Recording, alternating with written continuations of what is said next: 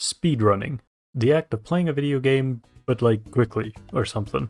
One of my friends recently got really invested in speedrunning. He mostly just did some speedrunning on his own, but at some point I think he realized that, hey, you know what would be more fun than speedrunning against myself? Speedrunning against my friends. Because one day he asked myself and a couple others if we were interested in having some sort of speedrunning competition, where we all learn to speedrun a game in a set amount of time.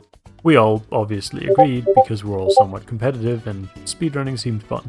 I was a little back and forth when trying to determine the rules, time frame, and which game we were going to play, but eventually we decided on all of that. The four of us were going to learn to speedrun Portal.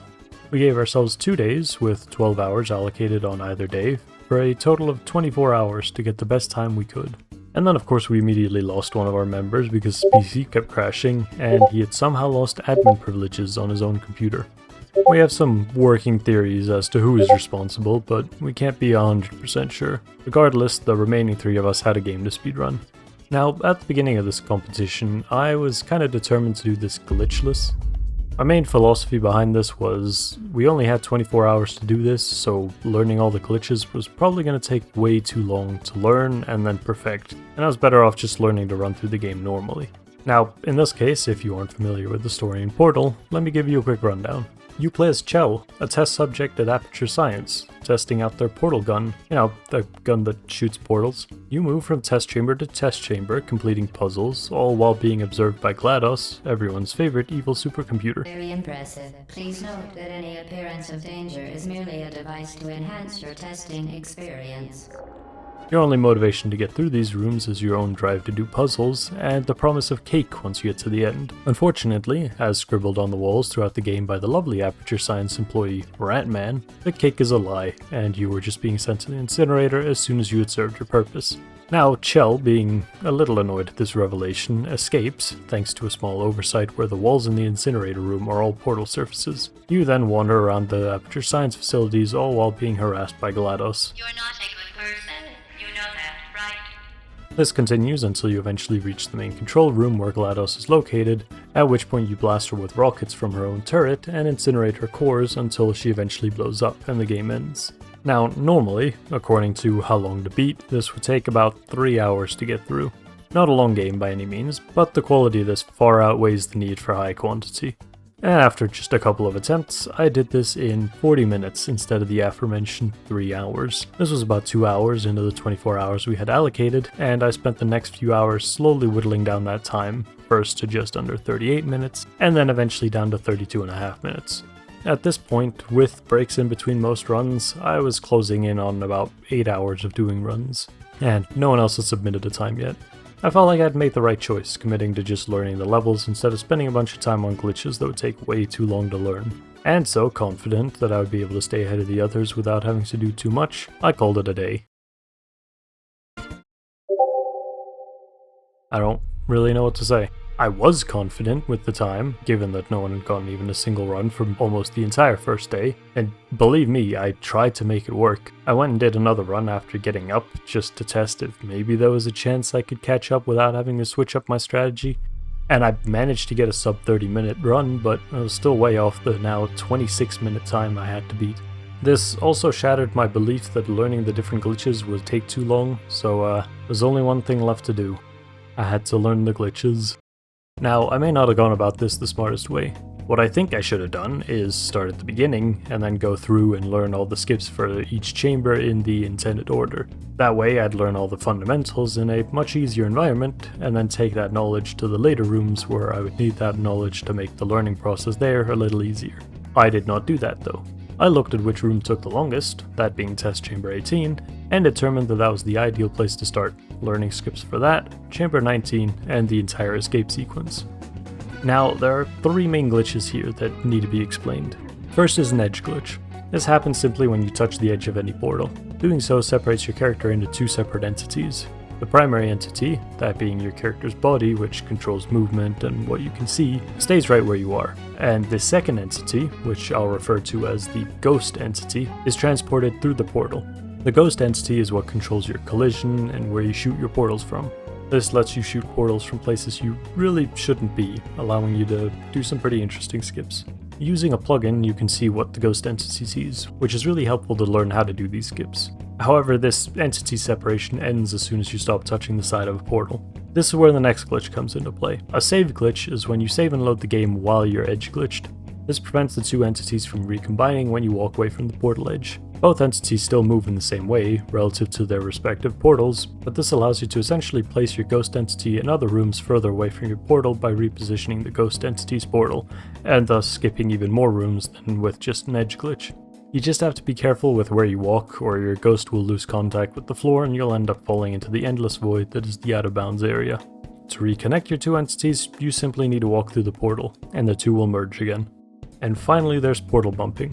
When you try to place a portal in a location where there is already a portal, the game will still try to place the portal, but it'll just push it a little to the side, i.e. bump the portal. The reason this is useful is because this little bump can push a portal over to the other side of a thin wall or door, allowing you to bypass locked doors, glass panes, and such.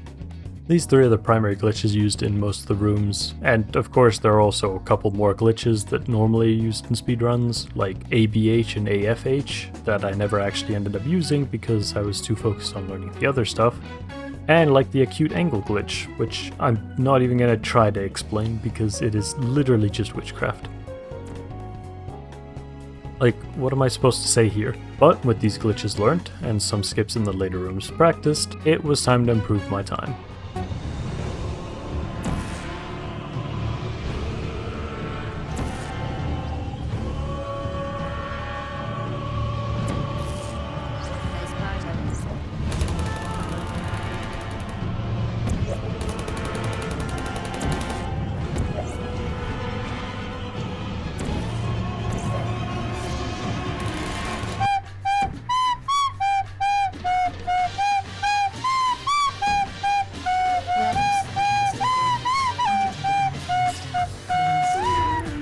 Okay, I mean, that's to be expected. It was the first time trying to implement all these new strategies. It was bound to be a little slow. And yes, I did somehow lose 4 minutes on the skip that was supposed to save me the most time, but the important thing is, I remembered how to do it in the end, and when I went for another run, I remembered how to do it, as well as all the other skips, and got my time down to a whopping 26 minutes and 36 seconds.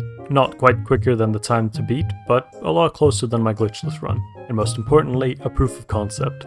Turns out I could in fact learn all these glitches, and rather quickly actually. I feel like this would be a great time to mention where I found all these glitches. You see, on speedrun.com, you can find a beautifully made doc by the name of The Ultimate Portal Speedrun Guide, where you can find all the information regarding setting up your speedruns, all the different terminology, and most importantly, in-depth guides to skips in every single chamber, sorted by difficulty and time saved. So, if you're like me and realize, for example, that after 20 minutes of trying, you can't for the life of you figure out how to AFH to the orange portal gun in this intermediate skip, you can just go up one skip on the dock and boom! Now here's a video showing you that you can actually just jump across here, and sure, it takes a couple extra seconds, but at least you can do this one consistently. Anyways, it was at this point that I decided I needed a couple more skips in my arsenal, because at this point I had had a taste and I was hooked. I mean, just those 5 skips at the end of the game had saved me 3 minutes after 2 attempts, so imagine how much more time I could save if I learned even more skips. So I learned a couple more. A couple glitchless skips, like the orange portal gun one you just saw, and another one in Chamber 8 that just boiled down to one slightly sketchy jump on a platform that no one at Valve had even considered would be used like this. I made the executive decision to practice this one until I could do it at least 3 times in a row, hoping that if I got to that point, I wouldn't mess it up too much in actual runs. And spoiler alert, that might be one of my smarter decisions, because that training paid off. I then figured out a skip for Chamber 15 all by myself. Not the fastest or most efficient skip, but my own few brain cells managed to put it together all on their own. Finally, I learned a save glitch to skip the turret room, or Chamber 16, which was one hell of a time save. Before going back and practicing the skips, I'd already learned for Chambers 18 and 19, as well as the escape sequence. And was I right? Would adding a bunch of new skips to my toolbox help improve my time? Yeah, obviously it would. It's more of a question of how much. And to answer that question, around 4 minutes. Yeah, that jump I practiced, 30 seconds save.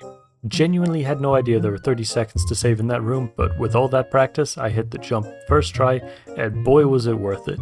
I saved another 50 seconds getting the orange portal gun in Chamber 11, and another 40 seconds of time saved on the turret course, And finally, a bunch of general improvements to the skips from the previous run. 26 minutes, try 22.5. And like, this felt so great because this was realistically the last run I had time to do before I had to go for most of the day. But realistically, who was going to beat this score? My only other competition was a guy having technical issues, so he was just going to call it there, and a guy who was struggling. He had for some reason committed to doing an out of bounds run, which has the potential to be quicker, with the record being just over 5 minutes as opposed to the 7.5 minutes for the inbounds record, but with the downside that it was significantly more difficult. And by significantly, I mean the next time I talked to him, he was still learning how to do the chambers. So was it over? Had I won? Could I count my chickens before they hatched? No, of course not. Of course it wouldn't be that simple. And to make matters worse, I wasn't back until 8 that evening, 2 hours before the deadline. So I had to somehow find a minute and a half worth of extra skips and get good enough at pulling them off to do this in a run all in 2 hours. So I got to it. First, a save glitch that let me skip both chambers 4 and 5. This one I did have to find elsewhere, it wasn't in the speedrunning doc. I learned some simple skips for chambers 14, 7 and 6, all of which were glitchless and which all boiled down to using momentum to jump to the end platform. I learned 2 new save glitches for chambers 13 and 15, as well as a portal bump to access chamber 16 earlier. And finally, I went ahead and tried a glitch I didn't think I'd ever be able to learn in time. The vault skip. This is another one that I don't fully understand, but without getting too much into the mechanics that I don't quite understand, what happens is you somehow manage to push yourself through the glass using the radio. And while I don't get how or why this works the way it does, I do know that this specific glitch saves more than 50 seconds in a run, and since it's the beginning of the run, it doesn't even matter if it's difficult. So with all these new glitches learned, I had about an hour left to beat 21 minutes, which means I had around 2 or 3 attempts before I was out of time. All that was left to do now was speedrun.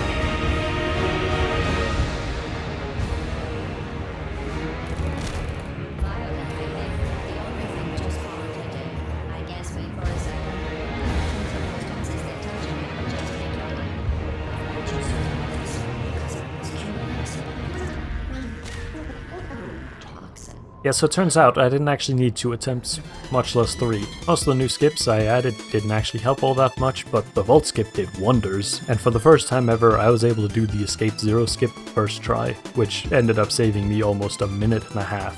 and with some minor improvements here and there, it meant that I ended up more than 3 minutes faster than my previous personal best, and more than 1.5 minutes faster than the time I had to beat. And with only 30 minutes left of the competition, I submitted my screenshot and claimed my win. Now, did everything go according to plan? No, not really. We all had other things going on the weekend we chose to do this, so we ended up with one guy not even competing, and with another with a DNF. Was it fun regardless? Yes, it was, and we do want to do something like this again. So if you enjoyed this kind of video, then make sure to let me know by leaving a like, as well as maybe leaving a comment to let me know if you have any other games that would be fun to speedrun.